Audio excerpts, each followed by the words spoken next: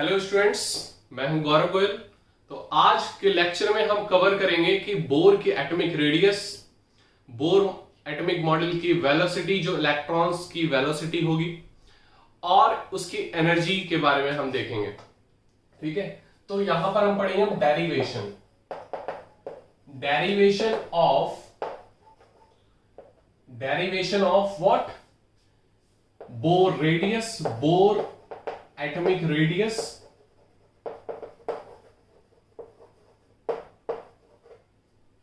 सबसे पहले हम बोर एटॉमिक रेडियस की डेरिवेशन को पहले देखते हैं, फिर हम आगे स्टेप बाय स्टेप कवर करेंगे। तो बोर एटॉमिक रेडियस में क्या है कि हम बोर ने केवल हाइड्रोजन एटम के बारे में बात की थी। ठीक है, तो यहां पर हमने ये न्यूक्लियस हमने ले लिया, ठीक है, और यहां पर इन्होंने एक शेल ले ली, इसकी ऑर्बिट जिसको बोलते हैं। तो ऑर्बिट थोड़ी हम बड़ी बना दे रहे ताकि चीजें दिखें। ठीक है, ये हमारा हो गया न्यूक्लियस। अब यहां पर जो ये डिस्टेंस है, ठीक है, ये डिस्टेंस, ये इलेक्ट्रॉन जो घूम रहा है, न्यूक्लियस से इलेक्ट्रॉन की डिस्टेंस को हम यहां पर रेडियस एज्यूम किया था। तो इसके हिसाब से हम देखें तो यहां पर दो फोर्स इक्वल किए थे बोर ने। कौन कौन से वो फोर्स थे? एक तो इलेक्ट्रोस्टैटिक फोर्स, जो कि इलेक्ट्रॉन और प्रोटॉन के बीच में लग रहा था क्योंकि न्यूक्लियस में अकेला प्रोटॉन है, और दूसरा है सेंट्रीफ्यूगल फोर्स, जो कि ये जो रोटेशन में लग रहा है। ठीक है, एफ सी जिसको बोल देंगे। तो अब दोनों की वैल्यू देख लेते हैं। इलेक्ट्रोस्टैटिक फोर्स क्या होता है? 1/4 पाई एप्सिलॉन नॉट।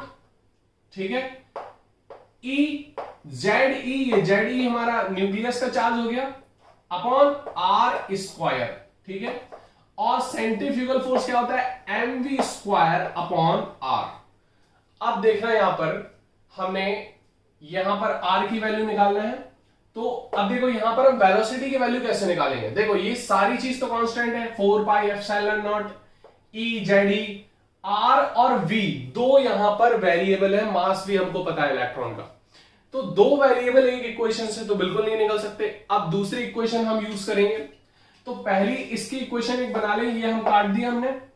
ठीक है, यहां पर हमने निकाली आर की वैल्यू। आर की वैल्यू क्या निकली यहां पर? आर की वैल्यू निकली यहां पर, देखो आर यहां पहुंचा, और 1/4 पाई एप्सिलॉन नॉट यहीं पर रहा पूरा। ठीक है, ई जेड ई ये यहीं पर रहा। ठीक है, और नीचे आ गया यहां पर एम वी स्क्वायर, और यहां पर आर पहुंच गया उस साइड। क्लियर? इतनी बात क्लियर हो गई। ये हो गई हमारी पहली इक्वेशन। अब आर को हमने इक्वल में ही ले लिया था, तो ये हो गई हमारी पहली इक्वेशन। क्लियर हो गई बात? सेकंड इक्वेशन हम कौन सी यूज करेंगे? जो कि इन्होंने फिक्स्ड ऑर्बिट के लिए बताया था, mvr is equals to nh upon 2 पाई। तो ये हो गई हमारी सेकंड इक्वेशन। अब by first and second equation, अब सेकंड इक्वेशन से क्या करेंगे? वेलोसिटी की वैल्यू निकालेंगे। वेलोसिटी की वैल्यू क्या हो जाएगी? nh अपॉन m, इसको 2 पाई m कर लो, 2 पाई m, और यहां पर r। ये हम पुट करेंगे इसकी वैल्यू किस पे? इस पे, वेलोसिटी पे। क्लियर? समझ में आ रही बात? इसको नोट कर सकते हो, इसको नोट कर लो, फिर हम देखें आगे, क्योंकि बोर्ड शायद कवर नहीं हो रहा होगा, या फिर हम यहां पर देख लें, यहां पर देख लो। तो अब देखना ये दोनों equation, first and second equation, by equation first and second, by equation first and second. तो यहां पर देखो आर की वैल्यू, ठीक है, 1/4 पाई एप्सिलॉन नॉट, और E यहां पर जेडी, और M। अब V की वैल्यू हमको रखनी है, तो V की वैल्यू रख लो। तो V की वैल्यू क्या है? n स्क्वायर, क्योंकि V में स्क्वायर है, सारी चीज स्क्वायर में आ जाएगी। V n square h square, और 2 का स्क्वायर क्या हो गया? 4 pi square m square r square. ये पूरी चीज इस फॉर्म में आ गई। इतनी बात क्लियर हो गई होगी आपको। अब देखना यहां पर R is equals to 1/4 pi epsilon not, ये जेड ई स्क्वायर कर दे रहे हैं हम इसको। ठीक है, यहां पर m से m को हम काट दे रहे हैं। अब देखना है सारी चीज पहुंच गई ऊपर। अब ये देखना ऊपर क्या क्या पहुंच गया, 4 pi square M R square, ये सारी चीज ऊपर पहुंच गई। ठीक है, नीचे क्या क्या बचा, केवल एन स्क्वायर और एच स्क्वायर। इतनी बात समझ में आ गई होगी आपको, समझ में आ रही बात। ये पूरी चीज को हम के लिख लेंगे। अब देखो यहां पर एक चीज, अब हमें आर की वैल्यू निकालनी थी यहां पर, आर से अब आर तो कैंसिल हो गया, यहां पर एक आर बचा इस साइड, अब सारी चीज पहुंच जाएगी उस साइड। अब देखना यहां पर एक चीज, अब ये बचा आर, गौर से देखना यहां पर, ये बचा आर, अब सारी चीज ऊपर पहुंच गई, तो ऊपर पहुंच गया N square H square, clear. 1/4 pi epsilon को हम ले लेंगे के, कांस्टेंट ले लेंगे, तो के का पूरा जो टर्म है, ये के है तो ऊपर है, तो ऊपर है तो कहां पहुंच जाएगा, ये नीचे, ये हो गया नीचे। अब देखना नीचे क्या क्या पहुंच रहा है, नीचे पहुंच रहा है 4, ठीक है, नीचे पहुंच रहा है 4, और क्या पहुंच रहा है, पाई स्क्वायर एम पहुंच रहा है, ठीक है, और जेड ई स्क्वायर पहुंच रहा है, क्लियर, समझ में आ रही बात। और क्या पहुंचा, देखो एन स्क्वायर एच स्क्वायर, और यहां पर बचा है के, क्लियर, सारा टर्म पहुंच गया। देखो ये पूरा हो गया के, इस पूरे टर्म को हम बोल देंगे के, कांस्टेंट, क्लियर। अब ये के कहां पहुंचेगा, ऊपर है तो ये नीचे आ रहा, सारा नीचे आ रहा, तो क्या क्या नीचे आ गया, के आ गया नीचे, जेड स्क्वायर नीचे आ गया, 4 पाई स्क्वायर नीचे आ गया, ये स्क्वायर है, एम नीचे आ गया, और ऊपर बचा ये। तो ये अब यहां पर ये चीज देखना, यहां पर हमें चीज कौन कौन सी पता नहीं है, एन नहीं पता, अननोन है, एच की वैल्यू पता है, प्लांक कांस्टेंट 4 पता है, पाई की वैल्यू पता है, मास ऑफ इलेक्ट्रॉन पता है, हमें प्रोटॉन का पता है, इलेक्ट्रॉन का पता है, क्योंकि प्रोटॉन क्या होगा जेड, और ये भी पता है के कांस्टेंट, सारी चीज गिवन है। ये क्वेश्चन हमको बन गई। अननोन क्या क्या है यहां पर, जेड मतलब एटॉमिक नंबर, और एन, ये दो चीज हमको अननोन है। तो इक्वेशन में या हम पूरी चीज कैलकुलेट करेंगे तो आर की वैल्यू हो जाएगी 0.52, अब यहां पर देखना एन स्क्वायर अपॉन जेड। समझ में आ रही बात की नहीं, बोर्ड कवर कर रहा है, बोर्ड कवर नहीं कर रहा है, देखो, तो अब देखना ये टर्म आया हमको, ये term, clear, 0.52 N square upon Z. तो ये टर्म एक हो गया हमारा रेफरेंस आर रेडियस का। अब यहां से ये निकल गई हमारी रेडियस, ठीक है। अब हम वेरी करते आएंगे, एन मतलब नंबर ऑफ शेल्स को वेरी करते आएंगे, कौन सी शेल में इलेक्ट्रॉन है, पहली शेल में है तो 1 स्क्वायर अपॉन जेड मतलब एटॉमिक नंबर। अब हम जब बात करेंगे यहां पर हाइड्रोजन एटम की, फॉर एच एटम, तो जब हम वैल्यू देखेंगे यहां पर 5 to 9 इसको बोलते हैं पूरा। अब देखना जब हम इस पे वैल्यू रख देंगे तो आर की जो रेडियस है फॉर एच एटम क्या हो जाएगा 0.529, एन की वैल्यू 1 है, 1 का स्क्वायर 1, और जेड की वैल्यू 1। तो ये आ गई हमारी bore radius for hydrogen atom. बात क्लियर हो रही, ये किस में निकलेगी, एंगस्ट्रॉन में। किस में निकलेगी, एंगस्ट्रॉन में। नोट कर सकते हो पूरा डेरिवेशन। फिर हम देखेंगे आगे वेलोसिटी, एनर्जी। देखो हमें डेरिवेशन हमने आपको इसलिए बताया बेसिकली कि डेरिवेशन से आप ये समझ सको कि एक चीज कहां से आई, आर बेसिकली आया कहां से। हमें बेसिकली जो क्वेश्चंस में मेनली ध्यान रखना पड़ेगा वो ये ध्यान रखना पड़ेगा, आप सीधे ये याद कर सकते हो। तो 0.529 into N square upon Z. अब जैसे एन और जेड वेरी होता रहेगा तो यहां पर आप आर एन वेरी करते रहोगे, मतलब रेडियस वेरी करते रहोगे, और इसकी वैल्यू जो यूनिट होगी वो एंगस्ट्रॉन में होगी, ठीक है। अब हम देखेंगे इसकी वेलोसिटी क्या होगी, ठीक है, ये किस वेलोसिटी से घूमेगा इलेक्ट्रॉन। अगर हम बात करें यहां पर ये जो ऑर्बिट इन्होंने चुनी थी वो mvr is equals to nh upon 2 pi चुनी थी, है ना, इसी से निकाला था इन्होंने, बोर्ड ने, ठीक है।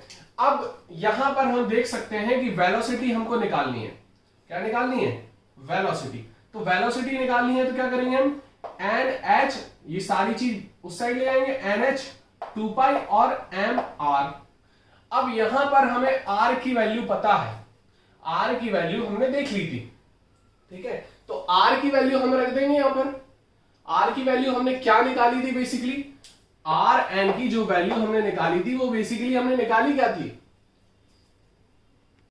तो आर की वैल्यू हमने ये निकाली थी N square H square 4 pi square Z E square M K, ठीक है। अब देखो ये वैल्यू हम रख देंगे कहां पर, यहां पर, तो हमारी वैल्यू निकल आएगी। तो v बराबर क्या हो जाएगा, एन एच और क्या हो जाएगा 2 पाई एम, आर एन की वैल्यू क्या हो जाएगी, ये सारी चीज देखो, ये एन स्क्वायर और एच स्क्वायर, बाकी सारी चीज ऊपर पहुंच गई। ऊपर में क्या हो गया 4 pi square Z E square M के।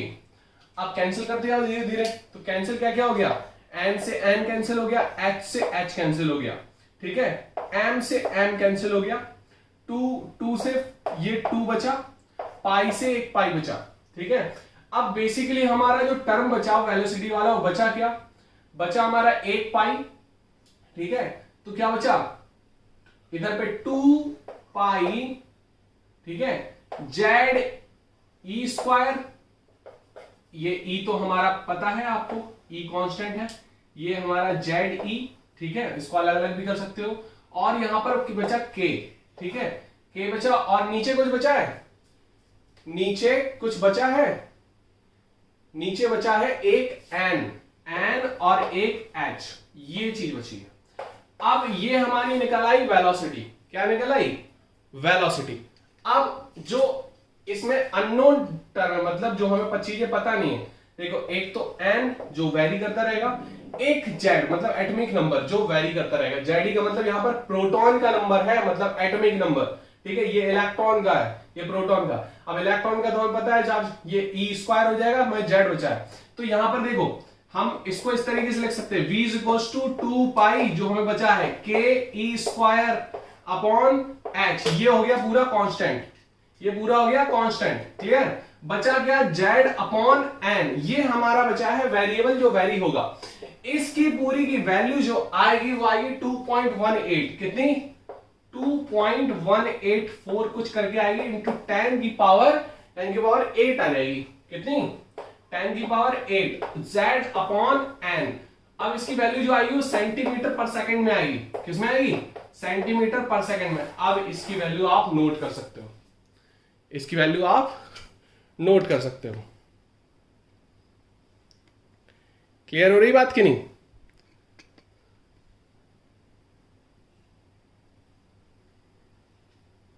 दिख रहा होगा आप, ठीक है। ये पूरा का पूरा जेड अपॉन एन केवल यहां पर वेरी करेगा बस।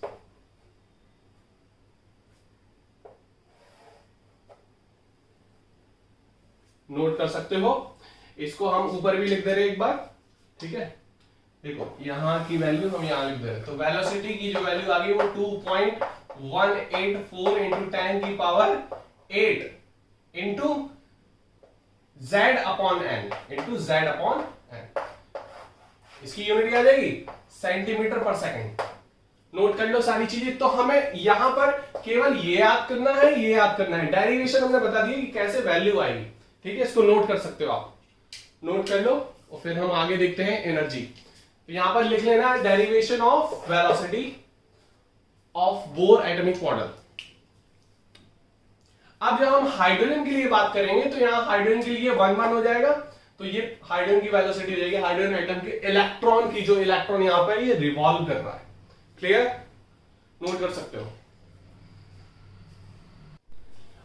अब हम देख लेंगे derivation of energy of hydrogen atomic, hydrogen atom के लिए। अब कैसे हम निकालेंगे बेसिकली हाइड्रोजन के लिए, हमें दो टर्म यहां पर पता चल गई, एक तो आर और एक वेलोसिटी, ठीक है। अब इसको हम सिंपल फॉर्म में करने के लिए एन स्क्वायर अपॉन जेड और ये जेड अपॉन एन से ये वैल्यू पुट करके हम निकाल सकते हैं। इसलिए हमें दो चीज बहुत अच्छे से याद करनी है, क्योंकि हमें डेरिवेशन नहीं पूछा जाएगा, हमें सीधे डायरेक्ट क्वेश्चन पूछा जाएगा और जेड और एन हमें दिया जाएगा बाय हिंटेड, ठीक है, क्योंकि उसमें एटम दिए जाएंगे कि लिथियम 2+ के लिए आपको निकालना है, ठीक है, हीलियम प्लस के लिए निकालना है, तो उस बेसिस पे आप निकाल सकते हो, हिंट मिल जाएगी आपको बेसिकली जेड अपॉन एन की। तो देखो हमें एनर्जी कैसे निकालेंगे, एनर्जी जो होगी वो दो एनर्जी का समेशन होती है, एक तो potential energy plus kinetic energy. अब देखो पोटेंशियल एनर्जी जो है वो क्या होती है, के, ठीक है, और ई स्क्वायर अपॉन आर, ये होती है पोटेंशियल एनर्जी हमारी। और काइनेटिक एनर्जी हमारी क्या होती है, half M B square, half M B square. अब यहां पर हमको आर एन की वैल्यू पता है, यहां हमें वेलोसिटी की वैल्यू पता है। दोनों वैल्यू जब हम पुट करेंगे तो हमारी आ जाएगी ई टी, ई टोटल, ठीक है। तो जो वैल्यू आएगी वो देख लो एक बार, हम समेशन करके आपको बता दे रहे हैं। तो जो वैल्यू आएगी वो 21.79 इंटू 10 की पावर -19, ठीक है, Z square upon N square. ये चीज याद रखना, ये आएगी वैल्यू जूल में। किसमें आएगी, जूल में, ई टोटल की। तो हमें ये चीज केवल याद रखनी है, ठीक है। अगर हमें इसको अर्ग में निकालना है, ठीक है, इलेक्ट्रॉन वोल्ट में निकालना है, इलेक्ट्रॉन वोल्ट और जूल में ज्यादा पूछी जाती है, तो अर्ग में जो 10⁻12 आएगी। अगर हमें इलेक्ट्रॉन वोल्ट में निकालना है तो ई टी बराबर क्या हो जाएगा, माइनस का 13.4 Z square upon N square. ये आ गई किसमें, इलेक्ट्रॉन वोल्ट में। क्लियर, ये नोट कर सकते हो आप अच्छे से। क्लियर होगी ये बात। तो हमें यहां पर ये वाला फॉर्मूला, ये वाला फॉर्मूला और ये वाला फॉर्मूला, हमें ये तीन फॉर्मूले बहुत अच्छे से याद होने चाहिए। इसमें एन स्क्वायर अपॉन जेड है, इसमें जेड अपॉन एन है, इसमें Z square upon N square है। अब हम देखेंगे इसके कुछ क्वेश्चंस, तो इसको आप जल्दी से नोट कर सकते हो, नोट कर लो इसको। अब देखो यहां पर हम कुछ क्वेश्चंस देख लेते हैं। तो पहला क्वेश्चन देखते हैं, calculate the radius comma velocity and energy of an electron from the nucleus of Li2+ atom. तो हमें Li2+ पता चल गया, ये हाइड्रोजन लाइक है क्योंकि हाइड्रोजन में भी एक इलेक्ट्रॉन होता है, Li2+ में भी एक इलेक्ट्रॉन बचेगा क्योंकि Li का एटॉमिक नंबर होता है 3, 2 इलेक्ट्रॉन निकाल देंगे तो Li2+ हो जाएगा। अगर हम बात करें यहां पर, सबसे पहले निकालेंगे हम रेडियस। तो रेडियस का फॉर्मूला क्या होता है, आर एन क्या होता है 0.529 इंटू क्या हो जाएगा, एन स्क्वायर अपॉन जेड। क्या हो जाएगा, एन स्क्वायर अपॉन जेड, यही निकला था शायद, ठीक है। तो जेड हमारा क्या है, एटॉमिक नंबर, एन क्या है, नंबर ऑफ ऑर्बिट, ठीक है। हम दोनों चीज रख देंगे। तो अगर हम बात करें दोनों इलेक्ट्रॉन निकल के, एन देखना इधर पे न्यूक्लियस है। अब जो हम Li की बात करें तो ये पहली शेल होगी, ये दूसरी शेल होगी, ठीक है। एक इलेक्ट्रॉन इससे निकलेगा क्योंकि 2,1 होता है इसका एटॉमिक जो इलेक्ट्रॉनिक कन्फिगरेशन, तो एक इलेक्ट्रॉन तो पहले से इससे निकल गया, 2 इलेक्ट्रॉन इनर शेल में बचे, इनर ऑर्बिट में, ठीक है, के ऑर्बिट में। तो इससे भी निकाल दिया हमने एक इलेक्ट्रॉन। अब जो एक इलेक्ट्रॉन बचा था वो n1 में ही बचा, तो n जो हो जाएगा वो 1 हो जाएगा। तो 0.529 और z की वैल्यू क्या होगी यहां पर 3, जो एटॉमिक नंबर है वो 3। तो यहां पर इसमें एंगस्ट्रॉन की वैल्यू निकल आएगी, ये हो गया Rn। क्लियर होगी बात, क्लियर हो गई होगी, ठीक है। तो यहां पर जो Li2+ का जो साइज है वो हाइड्रोजन के H+ से काफी छोटा होता है, ये आप समझ सकते हो इससे। क्लियर, क्योंकि प्रोटॉन कितने होते हैं, 3 प्रोटॉन होते हैं, तो वो इलेक्ट्रॉन को ज्यादा खींचेगा, साइज क्या हो जाएगा, कंप्रेस हो जाएगा। क्लियर, तो इससे हम ये कंक्लूजन निकाल सकते हैं।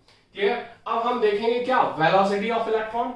तो वेलोसिटी का फॉर्मूला क्या होता है, वेलोसिटी में क्या देखा था हमने, 2.184, ठीक है, और फिर जेड अपॉन एन मल्टीपल में था। ये हमारी जो वेलोसिटी निकल रही थी सेंटीमीटर पर सेकंड में निकल रही थी, ठीक है।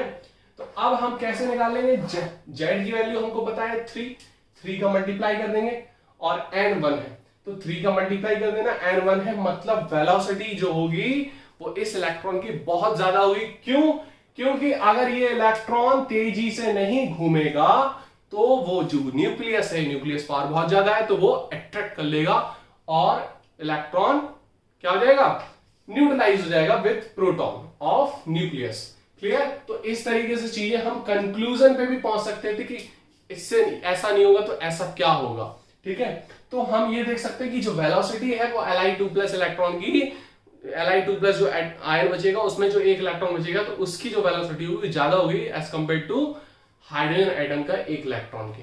ठीक है, तो इस तरीके से हम देख सकते हैं जैसे न्यूक्लियर पावर बढ़ती जाएगी तो रेडियस क्या होती जाएगी, कम होती जाएगी फॉर मोनो इलेक्ट्रॉन स्पीसीज, और वेलोसिटी जो है वो बढ़ती जाएगी। अगर हम बात कर ले यहां पर एनर्जी की, एनर्जी और देख ले रहे हैं तो एनर्जी में क्या हो जाएगा, एनर्जी किस तरीके से वेरी करेगी, एनर्जी में जो आ रहा था ईटी, वो ईटी बराबर क्या था, इलेक्ट्रॉन वोल्ट में देखते हैं तो माइनस का 13.4, वो क्या आ जाएगा इधर पे Z²/n² था वैल्यू। ठीक है, तो अब Z²/n² में रख दो तो Z की वैल्यू यहाँ पे 3 हो जाएगी, तो 3 × 3 9।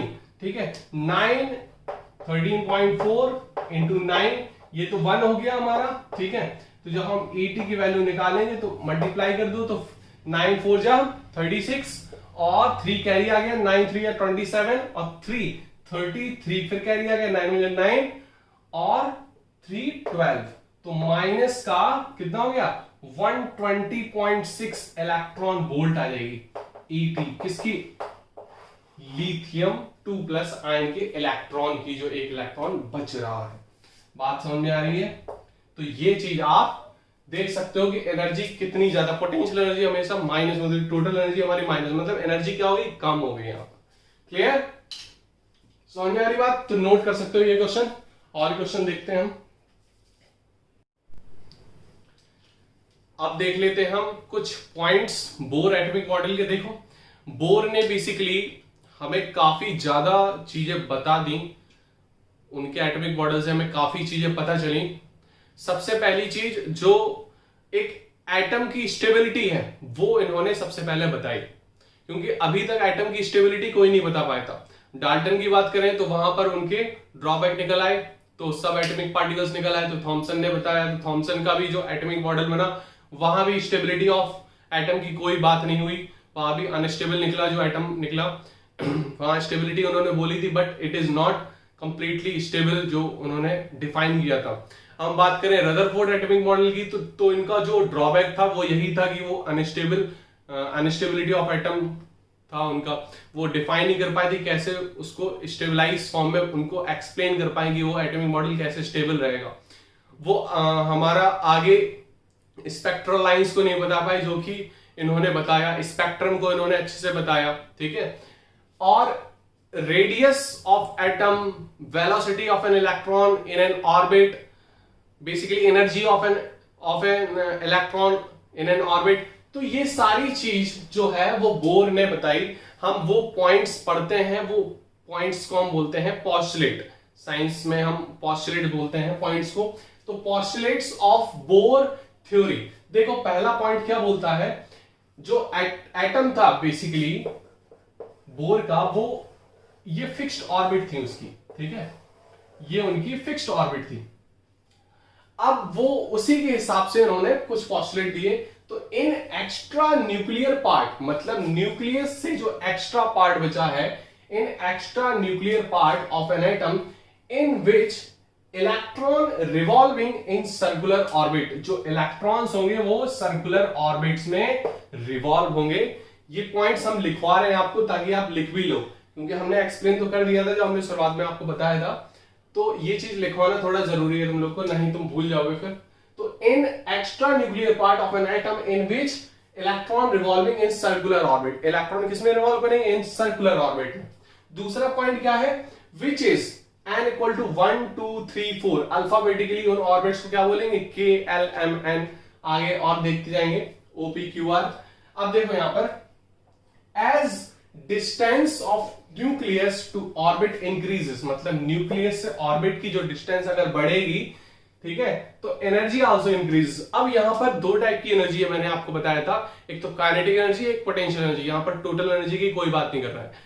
काइनेटिक एनर्जी क्या होगी, जैसे ही न्यूक्लियस के पास होगा इलेक्ट्रॉन, यहां पर इलेक्ट्रॉन जो है वो काइनेटिकली ज्यादा एनर्जी होगी इसकी। अगर हम इसकी बात करें यहां पर इलेक्ट्रॉन की और यहां पर इलेक्ट्रॉन की, तो यहां पर जो इलेक्ट्रॉन होगा जो न्यूक्लियस के पास में होगा उसकी काइनेटिक एनर्जी ज्यादा होगी एज कंपेयर टू जो फार ऑर्बिट का न्यूक्लियस, फार ऑर्बिट का इलेक्ट्रॉन होगा, ठीक है। तो एक चीज आप याद रखना, यहां पर काइनेटिक एनर्जी उसकी ज्यादा होगी जो इलेक्ट्रॉन न्यूक्लियस से पास में होगा, और पोटेंशियल एनर्जी उसकी ज्यादा होगी जो न्यूक्लियस से दूर होगा। तो इसने ये बात बोली कि न्यूक्लियस से ऑर्बिट की डिस्टेंस इंक्रीज हो रही तो एनर्जी इंक्रीज हो रही, तो बेसिकली ये पोटेंशियल एनर्जी की बात कर रहा है। किसकी बात कर रहा है? पोटेंशियल एनर्जी की, ठीक है। अब यहां पर फोर्थ पॉइंट देखेंगे, इलेक्ट्रॉन डू नॉट एब्सॉर्ब और emit energy when it revolving in its orbit. जैसे रदरफोर्ड के एटॉमिक मॉडल में उसने बताया था कि जब इलेक्ट्रॉन हमारा जाएगा, एक्सेलरेट करेगा, तो वो इलेक्ट्रॉन एनर्जी रिलीज करेगा, ठीक है, उसका सर्कमफ्रेंस छोटा होता जाएगा। यहां पर वो बात नहीं है। अगर ये फिक्स्ड एंगुलर मोमेंटम एक फिक्स्ड ऑर्बिट में घूमती है, तो यहां पर जो है वो इलेक्ट्रॉन की जो एनर्जी है वो कांस्टेंट रहेगी अपनी एक फिक्स्ड ऑर्बिट में। ये चीज उन्होंने फोर्थ पोस्टुलेट बोला। फिफ्थ पोस्टुलेट वही है जो फोर्थ पोस्टुलेट जिसका कंक्लूजन है, angular momentum is quantized with h/2π which shows orbit, जो ऑर्बिट को बताता है। मतलब ऑर्बिट ही इसी से डिफाइन हुई है जब हमने mvr is equals to nh/2π कर दी। तो जो इंटीग्रल मल्टीपल है वो n है, ये हमारा इंटीग्रल है, ये हमारा क्या है? इंटीजर होगा। और इसी के बेसिस पे 1 2 3 4 KLMN बनी। मतलब पूरे जो पॉइंट्स हैं वो रिलेटेड है, पूरा एक समरी टाइप में बता रहा है आपको। तो ये सारा चीज आप नोट कर सकते हो। शायद हम नेक्स्ट लेक्चर में ही देखेंगे हम कि इसका बोर जो एटॉमिक मॉडल है इसका ड्रॉबैक क्या था, मेनली इसके ड्रॉबैक क्या थे, तो वो हम पढ़ते हैं। और कुछ क्वेश्चंस अभी देखेंगे हम वीडियो लेक्चर्स के बाद, तो इसको नोट कर सकते हो।